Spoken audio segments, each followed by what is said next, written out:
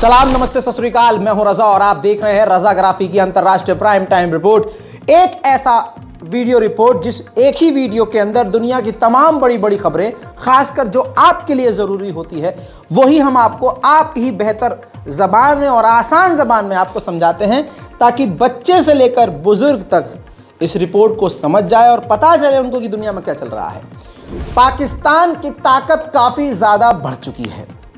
भारत जो भी हथियार तैनात करता है या इंपोर्ट करता है या बनाता है, पाकिस्तान कड़ी नजर रखता है और उसका तोड़ निकालता है। भारत के पास S-400 रूसी जो हमारा डिफेंस सिस्टम है वो मौजूद है।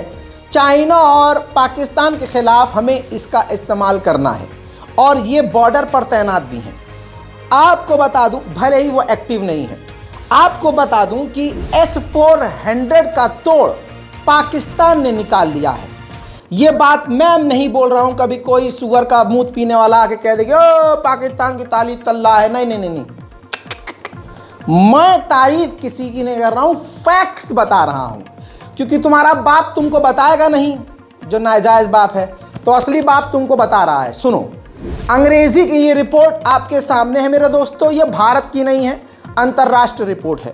गूगल भी कर लीजिए, अब ये रिपोर्ट आ चुकी है। पाकिस्तान की फ्लैट ट्रेजेक्टरी फतेह 2 मिसाइल जो है, आसान भाषा में जो पाकिस्तान की फतेह 2 मिसाइल है, वो इतनी खतरनाक साबित हो रही है कि इंटरनेशनल एक्सपर्ट्स, पाकिस्तानियों को तो किनारे रख दीजिए, पाकिस्तान मान लीजिए करेगा ये अपने हथियार की तारीफ, लेकिन अंतरराष्ट्रीय जो एक्सपर्ट, वॉर एक्सपर्ट्स हैं ना, हथियारों के एक्सपर्ट्स, उन्होंने वार्निंग दी है। एक तरह से बताया है कि भारत का जो S-4 मिसाइल सिस्टम है वो तबाह कर सकता है ये मिसाइल, और उसको चकमा दे सकता है। ये रिपोर्ट पूरी स्क्रीन पर इसीलिए दिखा रहा हूं कि कोई गाय के मूत पी के नशे में हो तो उसका थोड़ा सा नशा उतर जाए। अंतरराष्ट्रीय रिपोर्ट है फतेह 2 की। आप ये मिसाइल की टेस्ट देख लीजिए। पाकिस्तान की रक्षा प्रणाली ने, इसका जो सरकारी प्रणाली है उसने टेस्ट किया है, और फतेह 2 ISPR जो पाकिस्तान का, जैसे भारत का जो DRDO वैसे ही ISPR पाकिस्तान का है, उसने सटीकता से इस पूरे मिसाइल फतेह 2 का टेस्ट किया है। इसकी ताकत यह है कि इसकी रेंज 400 किलोमीटर है। ऐसी आधुनिक टेक्नोलॉजी से, एडवांस टेक्नोलॉजी से ये मिसाइल सिस्टम लैस है कि इस मिसाइल को S-400 नहीं पकड़ सकता। ये रडार पर नहीं आ सकती है मिसाइल। और इससे पहले जो फतेह मिसाइल थी पाकिस्तान की, उसकी रेंज 140 किलोमीटर थी, लेकिन इसकी मारक क्षमता 400 किलोमीटर है, जो सीधा सीधा भारत के लिए एक बड़ा खतरा है। मैं नहीं कह रहा हूं, अंतरराष्ट्रीय एक्सपर्ट कह रहे हैं। अब सीधी बात यह है कि अब भारत के लिए एक और मिसाइल पाकिस्तानी बड़ा खतरा बन चुकी है। मेरे दोस्तों, फतेह 2 मिसाइल तो पाकिस्तान के पास अब आ चुकी है। भारत के पास जो S-400 है वो एडवांस नहीं है, क्योंकि एक्सपर्ट का ये कहना है कि यूक्रेन में हमने देखा, यूक्रेन और रूस की जंग में, कि S-400 भी यूक्रेन ने तबाह किया है, उसको अपडेट करने की ज़रूरत है। अब ये अपडेट S-400 जब रूस करेगा तो सवाल ये भी आ रहा है कि क्या वो अपडेट भारत को मिलेगा। ये एक अपने में बड़ा सवाल है। दूसरी मेन बात यह है कि एक्सपर्ट ने ये बताया है कि इससे S-400 से बेहतर डिफेंस सिस्टम अभी भारत का खुद है। SAMAR जो एयर डिफेंस सिस्टम है, वो कहीं ना कहीं एयर डिफेंस सिस्टम पाकिस्तान की इस मिसाइल को फतेह 2 को रोकने के लिए S-400 से बेहतर साबित होगा। उधर आपको बता दूं कि भारत की DRDO ने भी, ये तस्वीर देखिए, नई मिसाइल का परीक्षण किया है। भारत भी ये हथियारों को टेस्ट करने में पीछे नहीं है। ये नेक्स्ट जनरेशन की सरफेस टू एयर मिसाइल है, जिसका नाम है आकाश मिसाइल। ITR ने इसको टेस्ट किया है और DRDO ने इसको डेवलप किया है। कल मैंने बताया था ना, भारत के रक्षा मंत्री खुद बरतानिया में है और पीठ में छुरा घोंप दिया बरतानिया ने खुद भारत के। मैंने आपको बताया था, लीजिए साबित हो रहा है। कल तक भारत ने कुछ नहीं बोला था, अब भारत बोला। भारत के विदेश मंत्रालय की तरफ से आलोचना की गई है, प्रोटेस्ट किया गया है कि ब्रिटेन ने हमारे साथ सही नहीं किया है, हमारा क्षेत्र है वो, हमारी अखंडता पर एक सवाल बरतानिया ने खड़ा कर दिया है, हम इसकी उम्मीद बर्तानिया से नहीं करते। लाल सागर के करीब भारत के भी युद्धपोत पर हमला हुआ है। अब भारत को पता है अच्छे से कि हूथीस को किस तरह से मनाया जा सकता है। भारत के विदेश मंत्री माननीय जयशंकर सीधा मास्टर के पास पहुंचने वाले हैं, ईरान के पास जाने वाले हैं और लाल सागर पर बात करेंगे। उधर भारत ने साफ इनकार कर दिया है कि अपने लोगों को नजर में रखते हुए हम गेहूं, व्हीट एक्सपोर्ट नहीं करेंगे। मालदीव के राष्ट्रपति मोहम्मद मोइज़ू ने भारत का बिना नाम लिए तंज कस दिया है। कह दिया कि साइज में हम भले ही छोटे हैं, लेकिन इसका मतलब यह नहीं है कि उनको मौका मिले वो हमें धमकाएं या हमें नीचा दिखाएं। ये सरासर गलत है। We may be small, but that doesn't give you the license to bully us. और बड़ा शुक्रिया। ताइवान में चुनाव हो गया और प्रेसिडेंट अब विलियम लाई नाम का एक शख्स बन चुका है, नौजवान है और ताइवान की आज़ादी को यह सपोर्ट करता है और यह प्रो वेस्ट है, यानी वेस्टर्न देशों को सपोर्ट करता है। चीन के लिए यह बड़ा झटका है। इसके बाद पता नहीं बाइडेन ने कौन सा सूखा नशा कर लिया कि अब बाइडेन ने ताइवान के नए प्रेसिडेंट की जीत के बाद कह दिया कि हम ताइवान की आज़ादी को सपोर्ट नहीं करते। कहना क्या चाहते हो, करना क्या चाहते हो, ससुर के नाती पहले क्लियर तो कर लो। लेकिन चाइना के बेस्ट फ्रेंड रशिया ने चीन का साथ देते हुए कहा कि ये जो वोटिंग ताइवान में हुई है ये निराधार है, इसका कोई मतलब ही नहीं है क्योंकि ताइवान तो चीन का हिस्सा है। पाकिस्तान के इमरान खान पार्टी के नेता जो कि चेयरमैन हैं, उन्होंने जानकारी दी कि हमारे घर पर मास्क पहने हुए लोगों ने अटैक किया था। पाकिस्तान में चुनाव करीब है, सबसे पहले इमरान खान को रास्ते से हटाकर जेल में डाल दिया गया। उनकी पत्नी पर भी कई सारे आरोप मढ़ दिए गए और एक तरह से जो पाकिस्तान का एक वाहिद ऐसा शख्स था जो पाकिस्तान की बेहतरी के लिए बहुत कुछ कर रहा था और जनता के साथ बिल्कुल ट्रांसपेरेंट था, उसी इंसान को जेल में डालकर उसका प्रेजेंट और फ्यूचर बर्बाद कर दिया गया। मेरे दोस्तों, इस्लामोफोबिया हर जगह है। नेदरलैंड ने एक कुत्ते के बच्चे ने जिसके जिस्म में सूअर का खून दौड़ रहा था, उसने सरकार से परमिशन लेके कुरान पाक को जलाया और उसकी बेहुरमती की।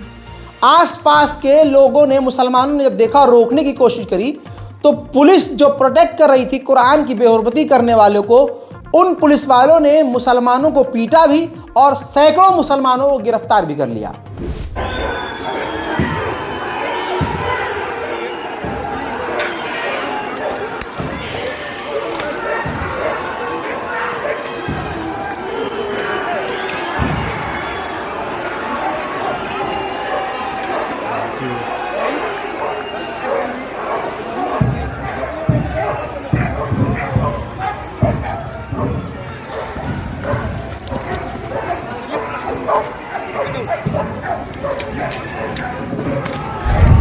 उधर तुर्की के बॉर्डर के इलाके में कुर्दिश लोगों ने अटैक किया तुर्की की सेना पर, जिसमें तुर्की के 9 सैनिक मारे गए।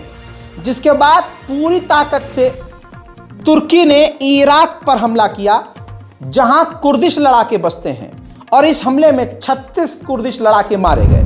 रशिया के सेंट पीटर्सबर्ग में जो अब तक का सबसे बड़ा स्टोर था, वहां पर कहा गया कि ड्रोन हमला हुआ और इस हमले के बाद खतरनाक आग लग गई।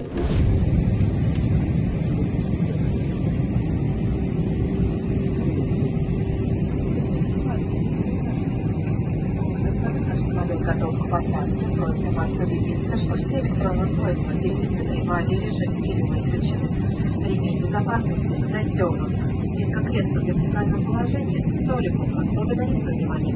Если German audio contains very stimulating. Ensure that all electronic devices are turned on flight mode or switched off. Your seatbelt is fastened. Seated in the upright position and the tray table is stowed. Thank you.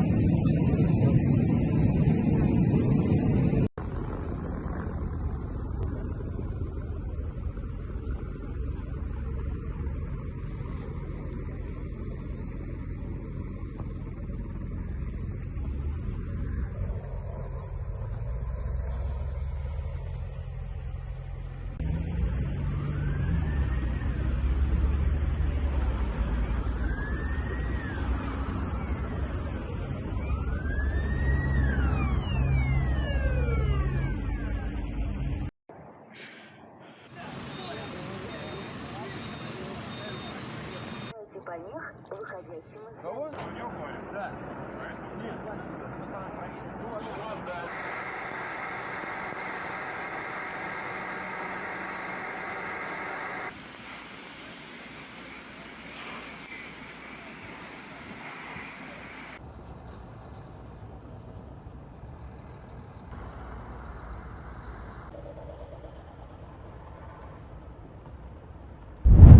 रूस की gas company गैसप्रोम सबसे ज्यादा, Russia ने record बना लिया है कि सबसे ज्यादा वो चाइना को गैस एक्सपोर्ट कर रहा है। उधर रशिया ने यूक्रेन की एयर डिफेंस इंडस्ट्री की, यानी उसकी फैक्ट्री को और कई सारे एयर डिफेंस सिस्टम को नुकसान पहुंचाया है हमला करके। यूक्रेन ने पहली बार एक सोमालिया के नागरिक को गिरफ्तार किया है जो रूस की सेना के कपड़े में, भेष में रूस की तरफ से यूक्रेन से लड़ रहा था। उससे जब पूछा गया कि तुम रूस की तरफ से क्यों लड़ रहे हो, तो उसने कहा पैसा, दसेंगे मानने। देखिए Somali. Where are you from? From Somalia. Somali, yes. Yeah, Somalia. Where you come to here to the army? Why? Huh? Why? I can... Where? When? When? 2 months back. 2 months back. Yeah. Okay. Why you come here? Dengue. Dengue money, yes. Красавчик. अब Russia ने कहा है कि अगर बर्तानिया की सेना Ukraine में तैनात होती है तो रूस इसको जंग का ऐलान समझेगा। बता दूं कि अमेरिकी रिपोर्ट में खुलासा यह हुआ है, जांच के बाद $1 बिलियन के दादा, $1 बिलियन के हथियार जो यूक्रेन को दिए थे अमेरिका ने, वो हथियार कहां है, किस जगह है, कहां गए, पता ही नहीं है। नेटो के डिप्टी जनरल सेक्रेटरी को पूरा यकीन है कि यूक्रेन और रूस की जंग 2025 तक भी खत्म नहीं होगी, लिहाजा नेटो को तैयार रहना होगा यूक्रेन पर पैसा लुटाने के लिए। इस पूरी रिपोर्ट पर अपनी राय कमेंट में जरूर लिखिएगा, चैनल को सब्सक्राइब कर लीजिएगा, क्योंकि पूरी दुनिया की खबर इतनी आसान भाषा में जल्दी कहीं भी कोई गोदी मीडिया या कोई भी यूट्यूबर आपको नहीं बताएगा। जल्दी से सब्सक्राइब कीजिए, अपनी राय कमेंट में लिखिए। जय हिंद।